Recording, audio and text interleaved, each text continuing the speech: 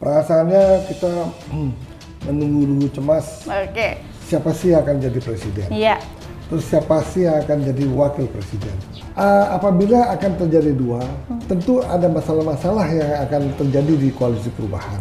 Siapa sih yang paling kuat? Oke. Karena kalau terjadi pertarungan antara Pak Prabowo dengan Pak Ganjar, itu sudah jelas-jelas di situ yang menentukan kemenangan daripada kedua calon presiden adalah cawapresnya. Oke. Kalau ini yang terjadi, kembali kita mengingatkan pertarungan 2019. Iya.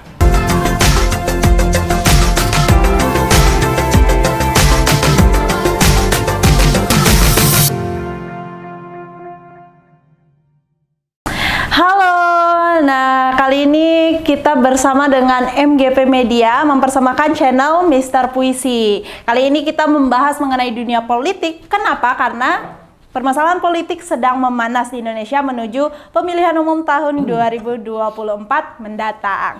Nah, seperti yang kita tahu ada dua nama tokoh bakal calon presiden, yaitu ada Bapak Ganjar dan Bapak Prabowo, yang kita tahu sampai saat ini memiliki elektabilitas yang cukup tinggi.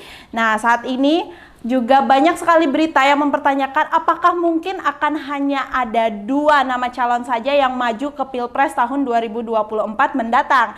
Untuk hal tersebut kita akan bahas bersama dengan Mister Puisi.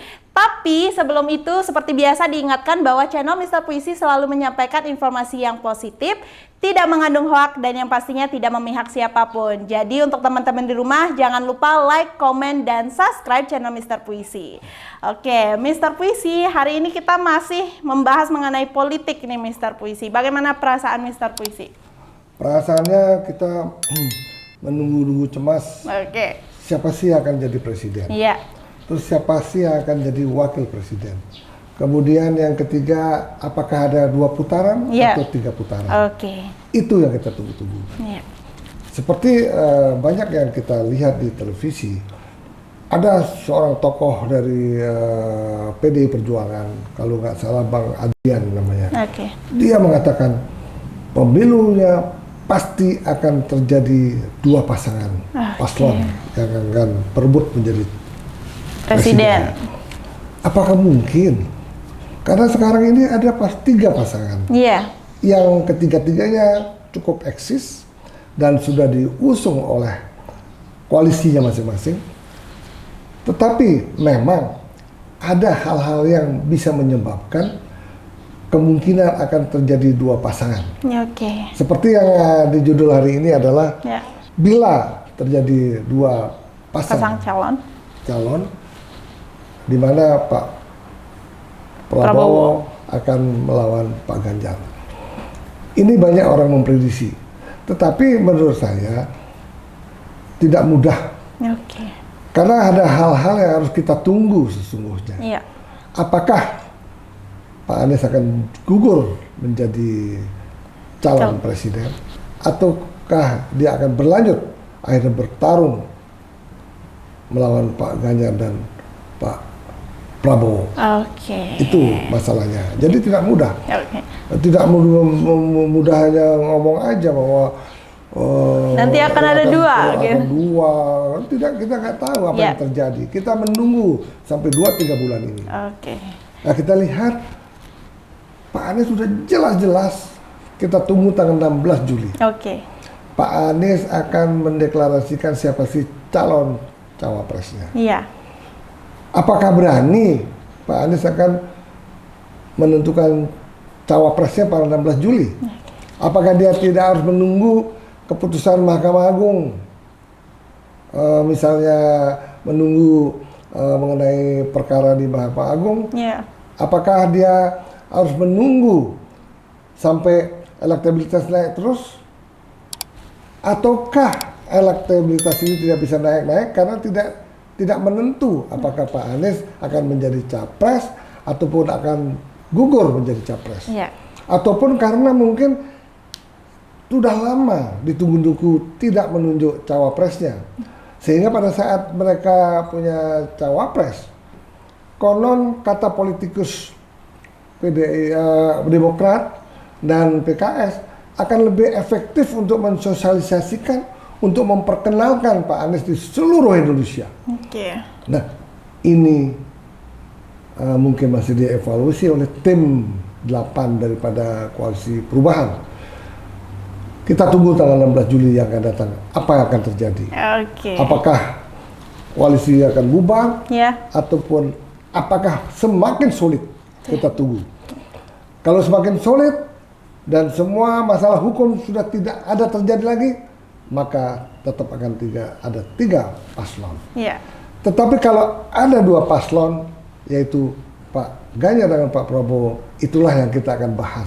Siapa sih yang akan menjadi ataupun berpeluang lebih besar untuk menjadi Presiden RI 2024. Oke. Nah, Mr. Puisi tadi kan sudah menyebutkan juga kalau kali ini saat ini kita tahunya itu ada 3 pasang calon nih Mr. Puisi.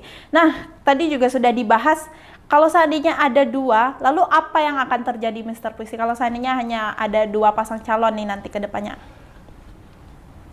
Apabila akan terjadi 2, tentu ada masalah-masalah yang akan terjadi di Koalisi Perubahan. Oke. Misalnya Pak Muldoko memenangkan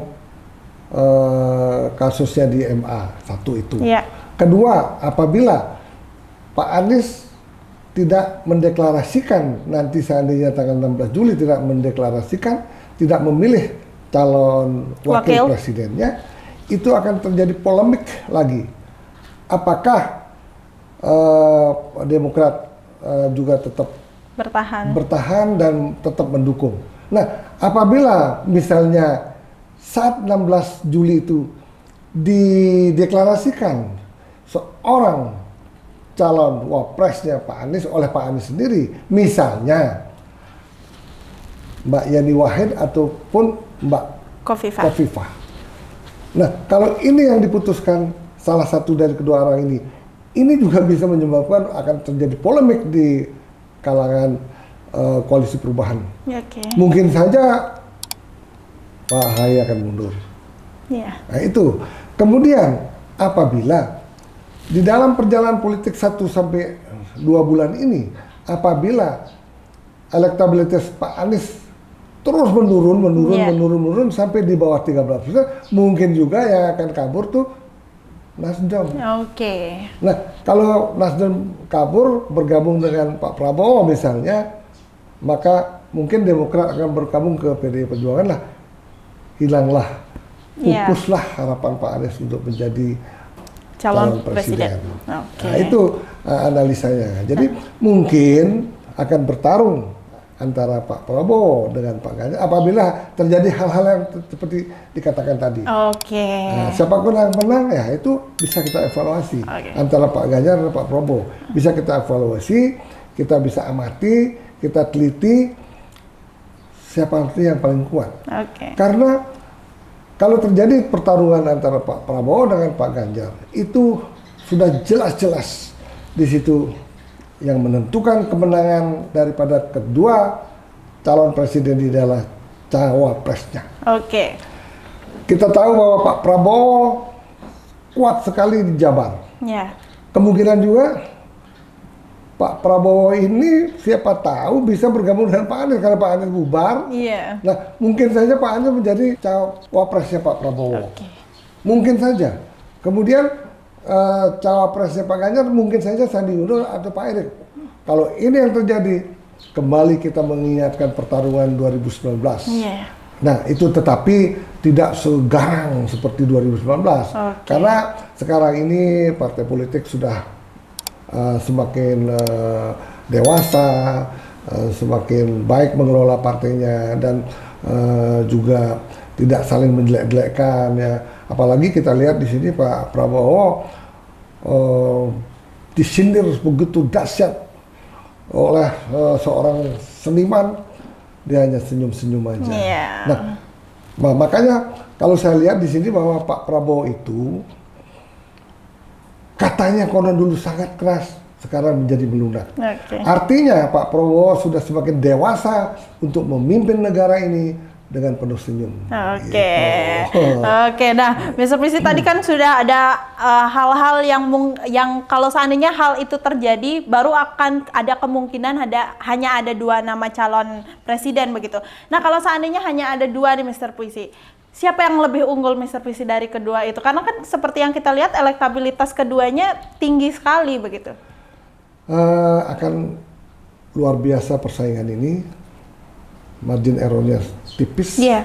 Kadang-kadang Pak Prabowo lebih tinggi, disusul lagi dengan Pak Ganjar. Nah, Tidak itulah menentu, yang tadi saya katakan bahwa yang paling penting adalah tepat untuk memilih cawapres. Oke. Kalau Pak Prabowo sudah jelas, dia juga merasa bahwa kekuatan Pak Prabowo itu hanya ada di Jawa Barat, Sumatera Utara, Sulawesi juga kuat, kemudian di Lombok. Kan tidak cukup untuk memenangkan pemilihan presiden. Harus juga mendapatkan kekuatan dari wakil presiden yang kuat di Jawa Timur, Jawa Tengah. Sedangkan Jawa Tengah, Jawa Timur sudah dipegang oleh Ganjar. Pak Ganjar hanya akan mencari kekuatan cawapresnya yang kuat di Jawa Barat dan Sumatera. Siapa itu? Ya mereka harus digodok. Makanya siapa yang menjadi pemenang tergantung daripada pemilihan cawapres masing-masing. Tetapi kalau Pak Prabowo bisa akhirnya Pak Anies merapat ke Pak Prabowo, ya itu kan mereka kan berteman politik sejak Pilgub DKI, ya kan? Apalagi Pak Prabowo juga saat ini sangat lunak, tidak dendam, nah, kemungkinan bisa bergabung. Nah, kemudian di Pak Ganjar sendiri itu siapa yang paling tepat? Ya itulah Pak Ridwan Kamil. Nah kalau Pak Prabowo wakil presiden Pak Anies, kemudian Pak Ganjar, Pak Ridwan Kamil, wah ini beda-beda tipis siapa yang menang kita nggak tahu. Nah, yang tahu adalah Tuhan yang Maha Esa. Dan Mr. Puisi, kalau selain dari cawapres sendiri nih untuk menentukan kemenangan nanti ke depannya jika hanya ada 2 nama calon, apakah endorsement dari Bapak Jokowi sendiri merupakan pengaruh yang lebih besar daripada calon wakilnya nanti, Mr. Puisi? Tentunya Pak Jokowi juga sangat menentukan kemenangan daripada calon presiden dan calon wakil presiden. Kalau Pak Jokowi misalnya saran-sarannya diterima oleh PDI Perjuangan, sehingga Pak Jokowi bisa menyodorkan cawapresnya lebih kuat, ya kan Pak Jokowi akan endorsementnya pada Pak Ganjar 100%. Tetapi kalau Pak Jokowi hanya tetap netral, tidak diajak menentukan siapa cawapresnya, justru akan dia juga diajak berembuk dengan Pak Prabowo misalnya siapa cawapres yang paling pas, kan Pak Jokowi bisa cenderung ke Pak Prabowo. Ya, tapi kan cenderung atau tidak ada, kita lihat nanti dalam kampanye kemana Pak Jokowi, apakah Pak Presiden nanti cuti untuk ikut kampanye atau tidak, itu yang menentukan. Mr. Puisi, dari kedua nama ini ada Pak Ganjar dan Bapak Prabowo, hal apa sih yang bisa membuat mereka nanti ke depannya dalam persaingan ini pasti ada yang mengkritik lah segala macam. Apakah hal tersebut akan bisa menjadikan kesulitan mereka ke depannya nanti untuk pilpresnya? Kritik yang betul-betul ada bukti-bukti akurat akan dipercaya oleh masyarakat. Tetapi kalau kritik sekedar menjelekkan, sedikit mendiskreditkan, itu tidak, justru akan menurunkan elektabilitas grup yang mengkritik. Tetapi yang paling penting adalah bagaimana waktu debat presiden itu bukan hanya berpidato menggebu-gebu, tapi tidak ada isinya. Bagaimana membuat sebuah proposal perjuangan untuk memajukan Indonesia ke depan. Misalnya anti korupsi, penguatan KPK, penguatan Jaksa Agung, penguatan kepolisian, dan berani ditandatangani di atas materai bahwa dia akan berjuang untuk memberantas korupsi di Indonesia ini sehingga Indonesia maju ke depannya. Percayalah, dia pasti akan menjadi presiden. Wah, luar biasa ya. Jadi pembahasan kita kali ini pun kalau ditanya siapa yang lebih unggul, balik lagi ya Mr. Puisi ke siapakah nanti calon wakil presidennya, maka itu yang akan menentukan siapa yang lebih unggul, begitu ya Mr. Puisi. Nah terima kasih Mr. Puisi untuk waktunya hari ini, dan yang pastinya kita selalu akan menyampaikan informasi yang positif ya Mr. Puisi, dan selalu memberikan informasi-informasi yang terkini, dan kali ini kita masih berada di seputaran politik, kedepannya kita kita tidak hanya akan membahas mengenai politik, tapi masih banyak hal yang harus kita bahas. Jadi jangan lupa like, komen, dan subscribe channel Mister Puisi. Sampai jumpa kembali. Bye-bye, tepuk tangan.